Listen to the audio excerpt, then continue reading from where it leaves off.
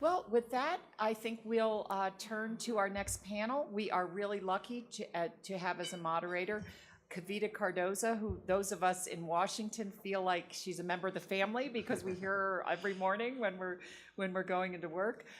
She's a special correspondent for WAMU Washington, D.C.'s National Public Radio affiliate. She reports on area news with a special focus on children, education, and poverty. Before joining WAMU in 2008, Kavitha was a reporter and anchor for WUIS-FM at the University of Illinois Springfield. She also served as bureau chief at the station and was an adjunct faculty member for the university's Department of Communication. Also, she's an award-winning reporter, a couple of different kinds of awards, but the only one that really matters is a first prize in Education Week's, or Education Week, EWA's National Awards for Education Reporting. So with that, Kavitha, I'll turn it over to you. This topic is super confusing and super controversial, so the perfect way to spend an after-lunch panel discussion. Special education and charter schools. I'm just going to spend a few minutes kind of setting the stage, and then we'll have questions for the panelists, and then I want a lot of it to be kind of interactive, so we'll open it up as soon as we can. The Government Accountability Office found overall in the country, they found lower rates of special education students being educated in charter schools. It's 8%, and traditional public schools were about 11%. So the reasons vary widely depending on where you live, and sometimes it was families not choosing charter schools because they felt the district had better resources and supports. Or it was families feeling like their child had disabilities and shouldn't be, it wasn't a good match for them to be on a college prep track. Or at the other end of the spectrum were charter schools who were encouraging them not to apply. Or after they applied and they got in, counseling them out.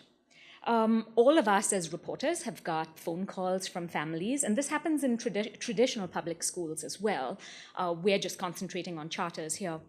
But horror stories about how children have been treated, or what they've been called, or how they've been allowed to be treated by classmates or other teachers.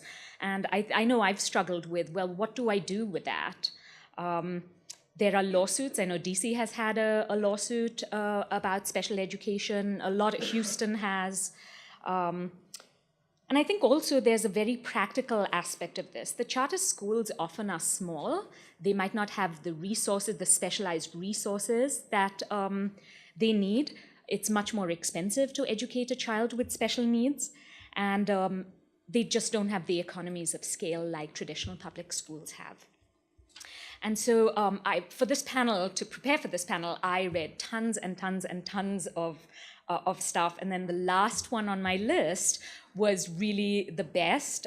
It was an article by Sarah Carr, Making Charter Schools More Inclusive. So if you don't read anything else and you're starting out doing a story, that's the one to read, Making Charter Schools More Inclusive.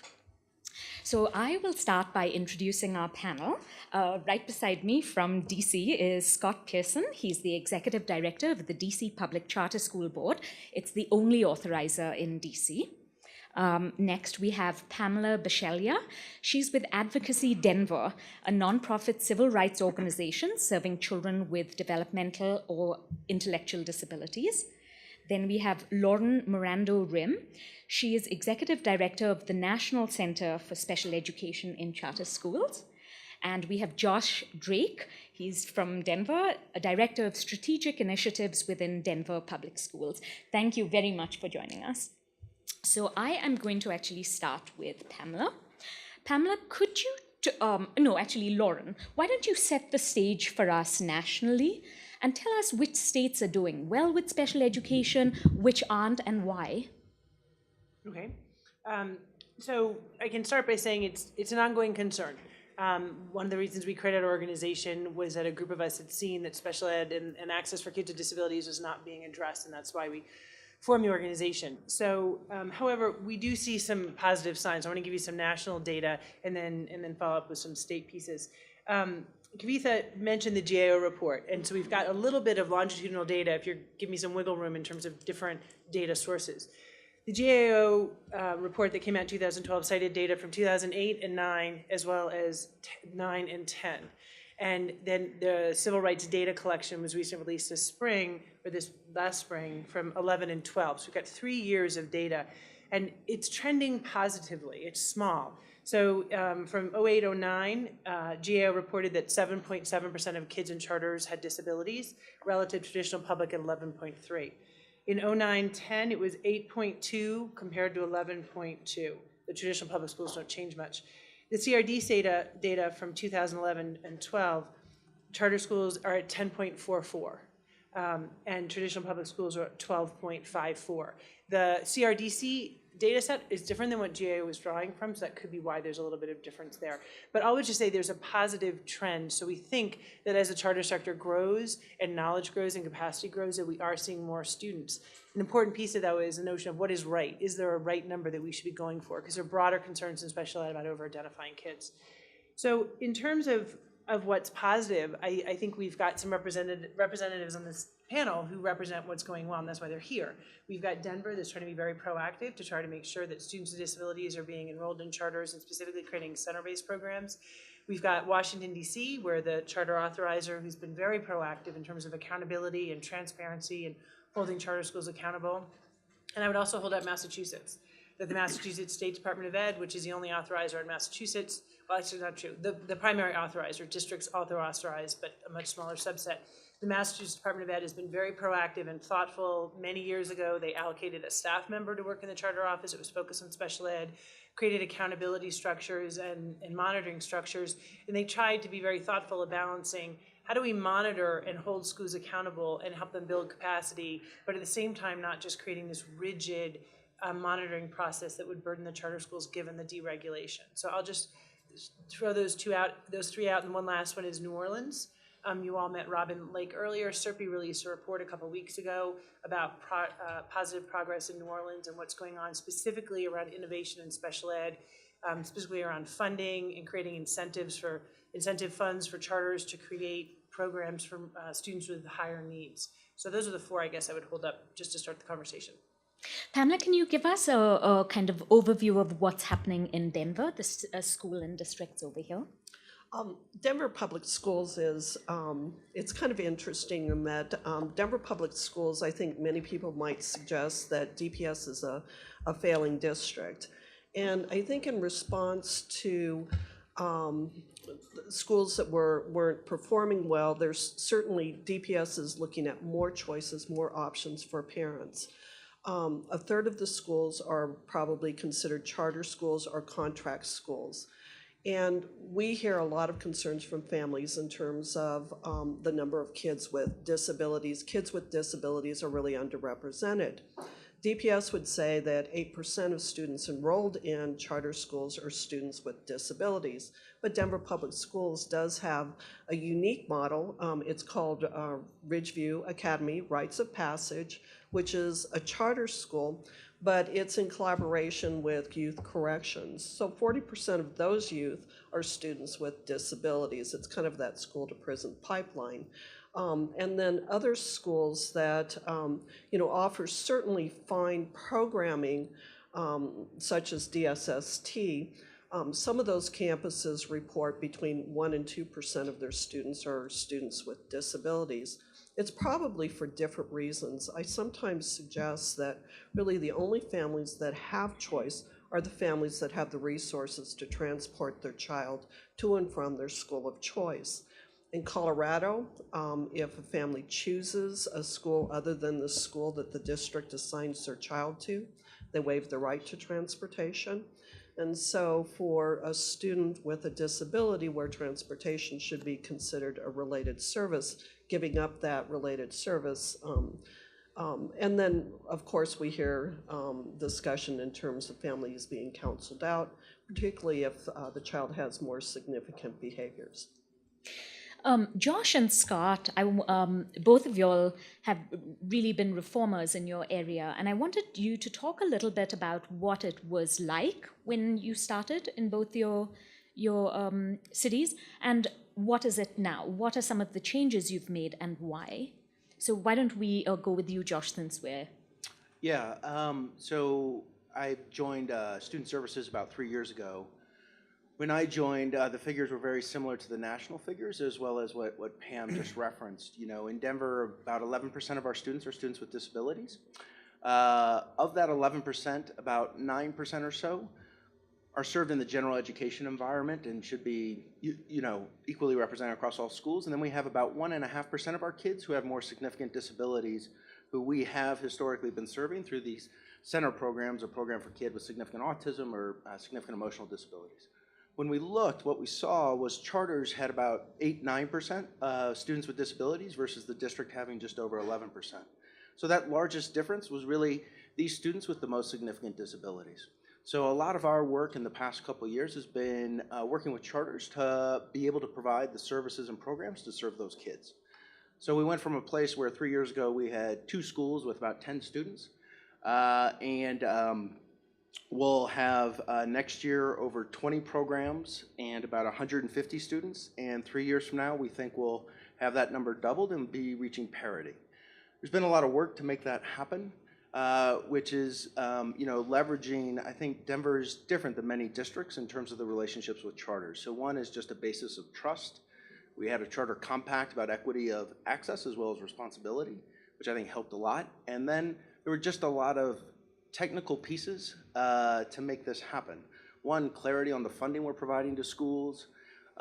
2, giving them time to plan. There's significant facility issues, and then there's also transportation issues to make sure that it works for kids to get there. So it's been a lot of work with the charter schools to help them open programs, but I feel like we're making progress, and I think that'll be a large piece of the gap.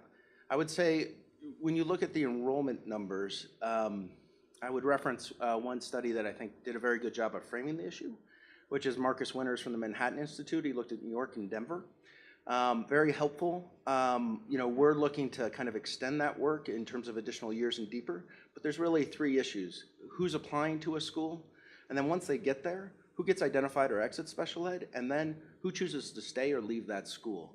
And often I hear a lot of anecdotes, both for our district-run and charter schools, but I don't think until you have that real deep sense that you really can understand the problem. And I think it'd be a bad idea to implement solutions before you really understand what the challenges are. Scott?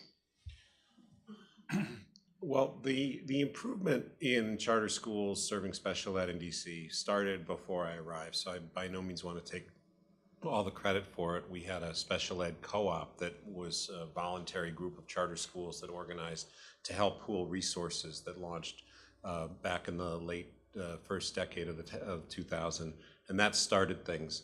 But things were still troubled. When I arrived in early 2012, there was a complaint that was sitting with the Department of Justice filed by a public interest group that argued voluminously that charter schools were not doing their fair share of serving students with disabilities.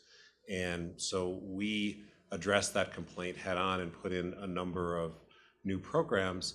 But it's important when we talk about the programs that they're all based on 3 key values that we have as an authorizer. One is quality, meaning it's not enough that schools just are compliant, that they develop students' individualized education plan on time, that there needs to be actual academic quality and the students need to be performing better. The second is equity, that these schools really need, that charter schools are public schools and they need to serve all students. And the last, which is a little different than a lot of authorizers, is autonomy. We really believe that the bedrock of what makes charter schools special is their autonomy, and so we try to come up with programs that don't interfere with that.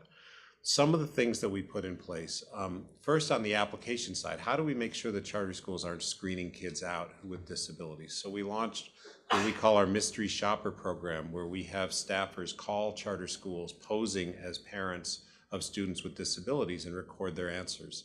And we told the schools we were going to do this because the intention was not to catch them. The intention was to have them act as appropriately. And we've been doing this now for 3 years, and the number of schools that we find give inappropriate answers has gone down every year, and this year it was only like 2. So that was one. Also transparency. We have found that when we publish data, whether it's data on expulsions or suspensions or performance of students with disabilities, it shines a light on the schools that aren't doing well.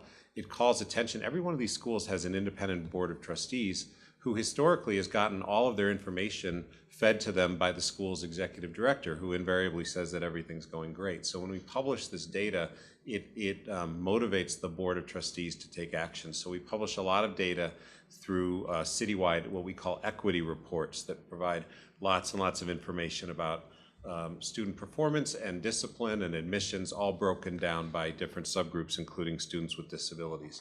We've made the use of data in our office a real religion. We have these monthly deep dives on data where we look at the data every month, about 3 weeks after the end of the month. And we'll find, for example, we just had one for the month ending in January, and we found that there were 3 or 4 schools where they were suspending students with disabilities at more than twice the rate that they were suspending traditional students. And so rather than waiting until the end of the year, we're able to call that school right away, call in their board, and address those issues. And what we find is when we have these informal conversations with schools that say, we're seeing your data, this is what we're seeing, immediately the behavior improves. And yet we're not coming in and putting in mandates or telling them what to do. Just a couple more. We have launched a self-study program with experts that help schools that want to get better. So about half of our schools have voluntarily undergone this, and it's an intensive process where they look at all of what they're doing. We are working on something called satellite classrooms that allows charter schools to pool resources and work together to create a classroom for example, students with autism or Down syndrome, where one school may not have enough students to serve them well, but pooling their resources, they can do that. And I guess the final thing I'd say is we've changed our application process. So it's no longer okay to apply to open a charter school and not be deeply into the question of how you're going to serve students with disabilities. Because what we hear is charter schools don't have the resources, they don't have the expertise, they don't have the knowledge. Well, we're not going to approve a new charter school unless they come in at the beginning having already assembled that knowledge and expertise. So Josh, are the satellite spaces that Scott is talking about, is that the same as the special education centers here in Denver? And can you talk a little bit about what you do here? Yeah, I think that's a similar concept. I'd also just add quickly, ditto to all that Scott said, and those are things, many of those things we've been trying to do. We haven't done the phone call thing, which I think is a great innovation, and we may want to do that for all of our schools. So,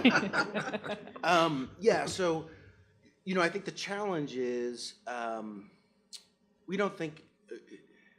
think many more kids can be served in an inclusive manner, and schools should be able to serve 99% plus of kids who apply to them. But there are kids who have specific severe disabilities, students with significant autism, and it makes sense to have a specialized program for them. And so that's one of the benefits of us being the LEA for the city and county of Denver, is we can organize that regionally. So that's what we've essentially been doing, is both between the sectors of charter and district, but also among our district-run schools, trying to have a more equitable distribution of responsibility to serve those kids. And so that's effectively what we've been setting up with, talking to schools about the different needs we have in the region and what might make sense for them to open, and opening that. And so therefore some charters have a program for kids with significant autism, some have it for kids with significant emotional disabilities, others for those with significant cognitive disabilities. So no one school has all, but many schools have something that helps support the regional needs of our Denver kids. Go ahead. One of the nice things, you know, we have in DC, if you have severe autism or another condition that puts you in that 1%, you'll be often sent to what's called a non-public institution. But one of the nice things about satellite classrooms is it's for students who may not be at a level of severity to go to a non-public. They're still inclusive. They're a classroom in a general ed setting where the students can maybe not participate in all the academic programs with their gen ed peers, but they can participate in recess, in PE, in arts and music and things like that. And let me add to that is, I do appreciate the work that the district is doing in terms of sharing the wealth, and that in a public school system, the expectation is that you provide a continuum of services. And in Denver Public Schools, a part of that continuum is certainly for kids with more significant needs is center programming. And as they've moved some of the center programs into some of the charter schools, it certainly has been a learning experience for all in terms of how do you include those kids, make sure that they're a part of the fabric of the school, and make sure that they have an opportunity to participate when appropriate in academic, certainly in non-academic and extracurricular activities. Lawton, is the answer to this more regulation? It's an interesting question. The lawsuit in New Orleans is an example of that, I think, and it sounds like some of what we've heard in DC and in DC and Denver is that they've tried to introduce more structures and systems that aren't necessarily regulatory in nature, which I think is a positive step forward to try to honor the notion of autonomy that charters have. New Orleans is an example of the charters were not meeting all the needs, and there was a lawsuit filed 4 years ago, and it was just settled recently, that introduced a whole bunch of regulations under a consent decree. It'll be interesting to see how that plays out, because the regulations are only as good as the entities that are enforcing them. And I would actually, I'm asked that question a fair amount. I think there are actually plenty of regulations and accountability systems in place. They're not being leveraged. I think authorizers in states are not using the systems that are in place to follow up and ask the very simple low-hanging fruit that Scott's talking about. How many kids do you have, and how many kids are you disciplining? I mean, those are two really easy pieces of data to get that really can tell you a lot. So I don't know that we need more regulation. I think we need more pressure to use the regulatory structure that's already in place. What about you, Pamela? More regulation? No, I think it's important to certainly look at what the state law suggests. When you look at Individuals with Disabilities Education Act, it doesn't say a lot about charter schools other than what the role and response that the local education agency needs to certainly recognize it as a public school. And I sometimes wonder when they get around to reauthorizing IDEA whether there'll be more language in there in relation to the many choices families have. Scott, I'm guessing you're not in favor of that, more regulation? I'm not, just because I think regulation tends to homogenize our schools, and it tends to make the charter schools look more and more like the traditional schools that they were meant to offer an alternative to. And what we're trying to do is show that there are a lot of things that you can do that respect their autonomy and that don't lead to regulation, but that still produce the kind of behavior and the kind of outcomes that we want to see. Do you have anything to add, Josh? I agree. Just quickly, I think, I'm not sure there's a need for more federal or state regulation, but I do think there's need for better authorizing and rules of the game, right? And so I think that's what they've done really well in DC, and I think that's what we're working towards here in Denver. That's facilitated the context, the expectation. Every school is going to serve every kid, right? And that's in our application as well. And so I think there's things in terms of the rules of authorizing of who gets approved that really set the context for this to happen. And that's why I think we've been able to, both of our areas have been able to make progress, is because of those thoughtful rules of making sure we're thinking about all kids at each step of the process. Okay. Go ahead. And I think the regulation question is important in terms of the regulations that are in place. You all are shining stars in terms of what you're trying to do, being thoughtful. And I think someone mentioned earlier the lawsuit in Texas. It was an example of a chain of 48 charter schools in Texas that for years had been sending kids away in a variety of different manners. And I read the settlement and the court filing, and my first reaction was, where's the authorizer of this? There were schools that have been operating for years, and only 3% or 1% or 2% of their kids were kids with disabilities. And the authorizer simply hadn't done what the authorizer needed to do. If all the authorizers were doing what Denver is working on and what DCPS is doing, we would have a very different landscape. But it's important to really recognize this is not the norm. There are a lot of authorizers that are not being nearly as proactive as Denver and DC. So. I think the Texas Education Agency has something like 7 employees for hundreds of schools. Yeah. Wow. So it's almost impossible for them to really do an effective job. And then they created it deliberately that way, because that was the philosophy of the governor. So one question I find really helpful when I'm listening to panels and is, what do you read about or see in news articles that you think they got completely wrong, or you wish, what's on your wish list for stories? Or what do you think sometimes that reporters get part of the story right and don't give the broader context? And so I've asked our panelists to kind of talk a little bit about what they see that they think is unfair and what they'd like to see or what they like. Pamela, would you like to start? So I think there's some questions that I'd like to see reporters ask when they're doing their interviews. And you can be really tough. We can Yes, take it. Okay. So I think one of the questions is around stability. It's the number of students with disabilities that return to the charter school compared to typical peers, because sometimes it feels like some schools it really is a revolving door. Kids start out at the beginning of the year, but then next year there's a whole new group of students that are arriving. Autonomy is, many of the charter schools do have autonomy.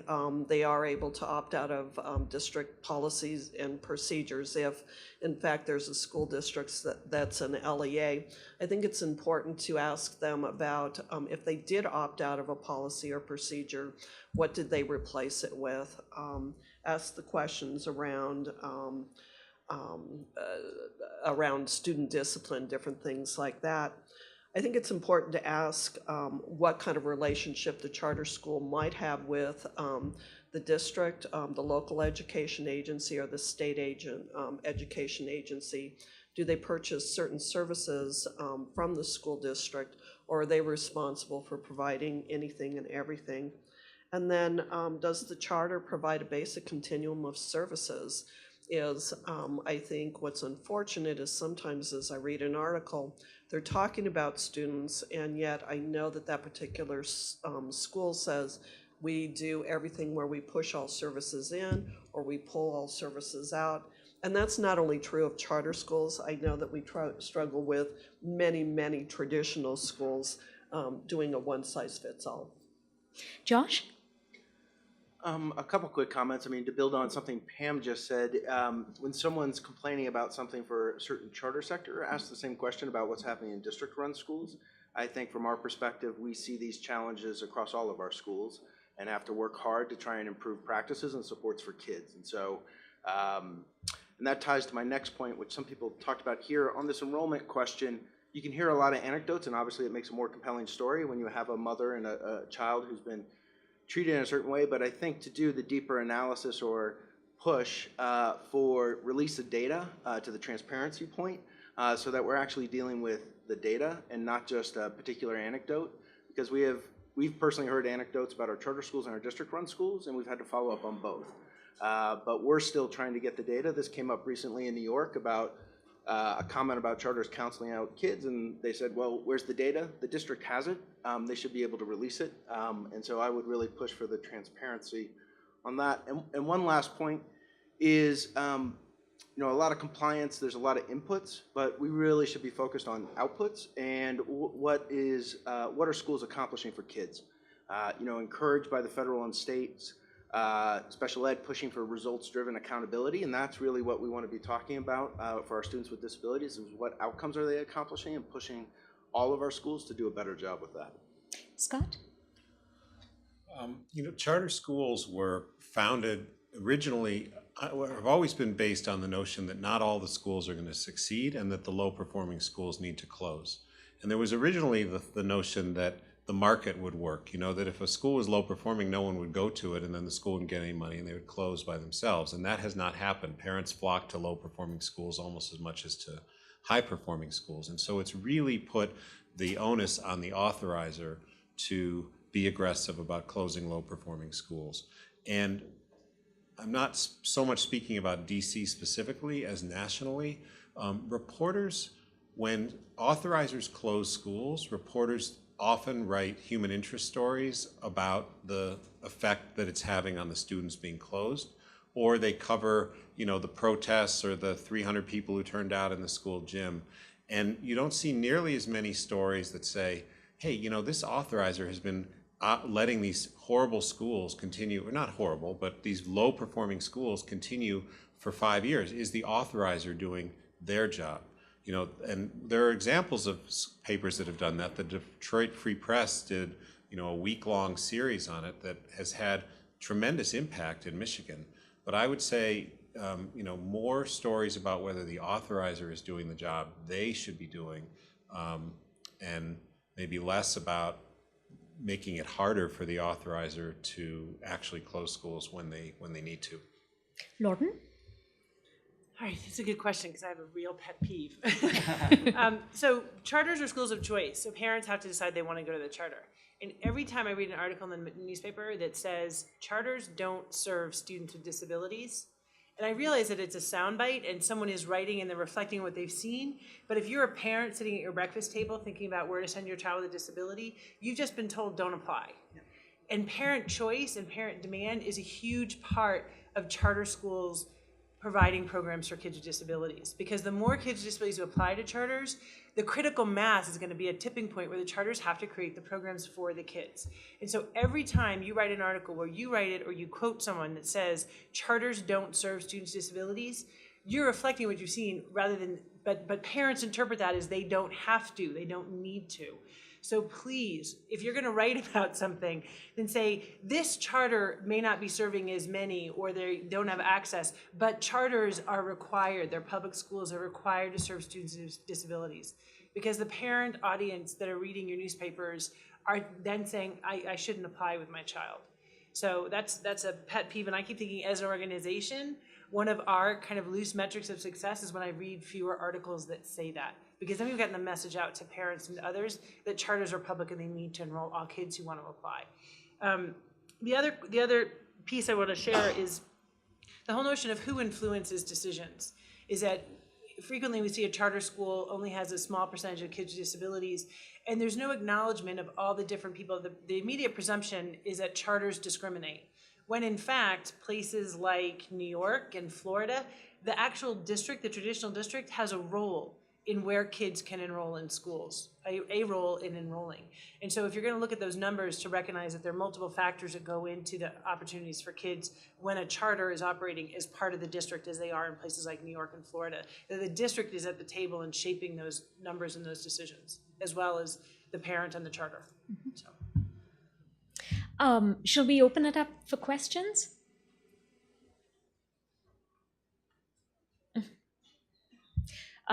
Yeah, let's go there and then at the back. Hi, I'm Alia Malik. I'm from the San Antonio Express News. I wrote about your lawsuit and the TEA. The question I had though was that I work with a lot of charters that basically formed for at-risk students and or they're dropout recovery schools, or they specifically serve students who have been through the juvenile justice system. So they actually serve a very high special needs population, but because they underperform, they're at greater risk of closure. There is an alternative standard that they can meet in Texas, but some of them either don't qualify to meet that standard, to be judged under that standard, or they simply fail that standard too. Are you seeing that dynamic elsewhere in the country, and what's your take on it? In DC too? Yeah, we have. I mean, it's one of the most difficult issues that authorizers face when you have a school that is serving a highly challenged population and then their results are really bad on any dimension. Their proficiency rates are poor, their attendance rates are poor, their truancy rates are poor. And the question is, are they a bad school that is covering up their badness by saying, look at the kids we're serving? Or are they doing God's work and we just can't see it because we're looking at the wrong metrics? And we struggle with that all the time. And I don't think we have answers, but it's the kind of difficult dilemma that's probably worth all of you digging into in your local jurisdictions. But DC has actually closed, right? Was it with options or sale? Well, we've had schools that have closed, but But they have closed not for academic reasons, they've closed for fiscal or mismanagement reasons, or being criminals. We have the same issue in Denver. I think that's been one of our biggest struggles. We have a school performance framework that we developed. We have a separate one for those schools, and think those schools play an important role, and those kids need intense support. But we're still struggling with what is the measure and metric, and what's the distribution of poor performance, and how do you evaluate that across that set of schools? For some of the Denver kids, the intensive pathway schools have been a viable option for some of the high school students to really set them on a path where they're able to graduate. And I talk about this as just kind of a general population of students, because I think Denver at one point was, 50% graduation rate. It's gone up a little bit, but because those intensive pathway schools, kids can go in and come out every 9 weeks, it's given them a different opportunity. The performance scores probably don't reflect that they're working, the performance scores probably reflect that they're working with some of the toughest kids, but at least the kids are staying in school, and that education is really going to give them different options in life. So when I received this question from schools, like how do we prove it? And in a prior life, I did a lot of work with school turnaround, and I would hear this in high poverty districts as well. And I would say, show me the data, that even if you're serving high needs population, whether it's whatever the high need is, there should be some data that you can show to show some kind of positive growth, whether it's an incremental improvement in attendance, an incremental improvement in proficiency levels, an incremental improvement in teacher attrition. I mean, whatever the metric is, there's got to be some metric to show growth. Because if you're telling me that you've got kids with a variety of needs, and in 3 years, let's just say as a window, you can't show any growth, and I'm going to say, okay, then what you're doing isn't right. You've got to be able to show some growth. So my advice to schools when they ask me that is collect data and track what you're doing and come up with some metrics to show that there's been growth. And we've tried to do that. We have one school where we develop new goals for them, where the goals are pretty much exclusively based on give all these students NWEA map, which measures growth, and at least half your students have to show a year of growth. So that's the measure. But what we often get back is the counterfactual. Well, we know that we haven't improved their academics, but they didn't go to jail or they didn't get pregnant. Hi, I'm Danielle Dreilinger with the Times-Picayune in New Orleans. So as I understand it, in New Orleans, the charters are in two different situations. There are the district charters. In that case, the district is the LEA and has to provide the full continuum of services, but an individual school doesn't have to serve every kid. But then the state charters each of them is their own LEA, and they have to provide the full continuum of services. And I guess so for my first question is, nationwide, how many charters, what shares in each of these categories? I guess also, does this make sense to you guys as a way to serve kids with disabilities? So that's the $1 million question for those of us who spend our lives thinking about these issues is, does that dichotomy work when you've got a charter school? Those two labels were created before charters were ever. It was, IDEA assigns responsibility to states who give it to districts. And when IDEA was written, we had no idea or reauthorized that charters would be in this world. So we haven't come up with a better solution, but we just know that doesn't necessarily work. An important piece is that, some states have come up with some ways to provide relief for an individual school that's an LEA. Because when you think about a local district, it could be, Montgomery County, Maryland, 150,000 kids and however many schools, and now you've got an LEA that's 100 kids. Or I'm the chair of a charter school in New Hampshire. We've got 40 kids in alternative high school, but we're our own district. That's crazy. We have no capacity to serve as our own district. So I would argue it's not the best way to do it, but we've yet to develop a better solution. I don't know if that's... And what we've seen in DC, where DC Public Schools was required to act as the LEA for any charter that elected it, was that it just hasn't worked well at all. DCPS had no interest in serving as the LEA, so they did a pretty half-assed job. And the charters often hid behind DCPS saying, well, it's not our responsibility, it's DCPS's, and then we could never get disaggregated data for those schools.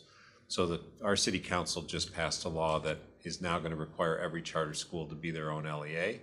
But as Lauren said, that has its own problems, which is why we're working to try to create these structres that allow them to collaborate with each other.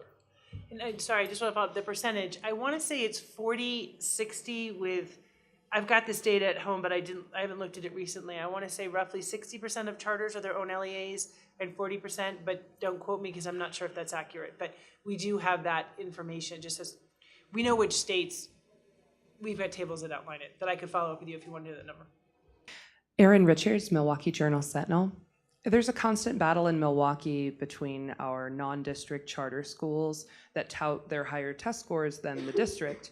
The district says, yeah, but our special ed rate is so much higher than your guys's. So, for example, Milwaukee Public Schools has about 21% of kids identified with disabilities.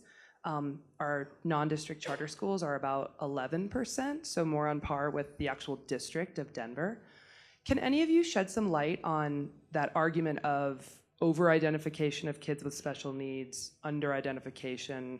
Some of my charter school leaders say, hey, some of these kids were identified as having special needs in the district. All they really needed was intense reading, coaching, and interventions, and we don't identify them as having special needs. Anyway, that's a constant battle. I'm always trying to put that argument in perspective, and I'd take any thoughts you guys have on that. That's kind of like the research paper you were referencing, right? Where the researcher said that some of the traditional public schools in Denver were serving almost 3 times the number of kids, but it wasn't because it was more because the traditional schools were over identifying and the charters weren't. Anyone would like to take that? Yeah, my short answer would be some of the things I referenced before. I think there's a lot of information the district and others have that you can put together to get a better sense of what's really going on, right? And so what are schools' experience from when kids start with them 5 years ago for an elementary school? How many of those kids stayed with them? How many left? How many of those beginning kids did they identify? How many of the beginning students with disabilities exited, right? The data's out there. I'm sure there's anecdotes for particular schools that fit that profile, right? They're all speaking the truth about a particular kid. But what's the general trends? I think it's out there, and I think doing that to the transparency point, you'll find things that schools aren't even aware of how they compare to each other, and be able to really start that conversation of, wow, I'm not exiting any kids, whereas this other school's exiting a much higher percentage, and help lead schools to really reflect on their practice and try and improve their practice. And the 21% is a huge red flag. Yeah. That's to me, I'm like, okay, what are they doing early reading? That the national average is, depending on the data source, 11 to 13%. There's no way that 21% of those kids, and we know from research from the Department of Ed about the districts that receive school improvement grants, which are the lowest performing schools in the country, much higher percentage of kids with disabilities in those districts. And people will say, well, is that cause or effect? I don't think that's what's causing the low performing. I think the low performing schools are what are leading to too many kids being identified, and that's my personal position. I think to try to understand it is to press and say, well, are there center-based programs? What is that 21%? Is it all the schools or just some of the schools? Like, what does it mean? What are the early literacy programs? Short of research that actually follows kids and Marcus has done some research where you look at kids who didn't make the lottery and kids who made the lottery, and then comparing their special ed identification rates is the way to get at it. Mackie Raymond, I was with her at dinner last night, we were talking about doing this, the fantasy study would be to track kids from birth and look at the kids who go to charters and kids that don't, to really get at that. But that's been a perennial problem for 20 years, because I'm not sure the charters are all right. I think some charters are hiding behind it and saying, oh, we're not identifying, we've got them. I'm not sure. But 21% is certainly not a goal that anyone should be aiming for. I would like to give the panel the last word. So in 1 minute or less, what would be a message you would like to leave reporters with and about special education and charter schools? Josh, and then maybe we'll go down the line. Maybe to build off some of your beginning comments, this is hard and complex, and I think there's still a lot we need to do to understand it better. but it's definitely possible. The current situation doesn't have to be. I think, you know, we still have plenty of work to do in Denver, but I think the DC example as well as ours is, you know, a step ahead of many places, and that's eminently possible for them to make those steps so that really the goal, all kids have access to all schools and they serve them well. Lauren? I'll second that, the complex piece. It is a challenging issue. I think what Josh said earlier really resonated. Ask the same question of traditional public schools. If a kid is not happy at a charter, well, they left the traditional public school for a reason. Recognize that the broader issue is, as a public school system, I don't think we're doing nearly as well as we can for kids with disabilities. And sometimes special ed is used as a weapon against charters, when as an advocate for kids with disabilities, I'm far more concerned about kids with disabilities in all schools than figuring out if charters or traditional are doing it better. And the final thing is, the only way we're gonna change this conversation is if you all keep writing about it. Because the more attention that we shine on this, the more chance, like Scott talked about transparency, the better chance we have of schools recognizing, if I don't do this, there's a consequence. There's gonna be an article in the paper, my authorizer or my state's gonna ask me about it. So I think shining a bright light on the issue in a thoughtful way is really, really important for us changing the conversation and making sure that all kids have access to all schools, and that choice is not limited to kids who don't have disabilities.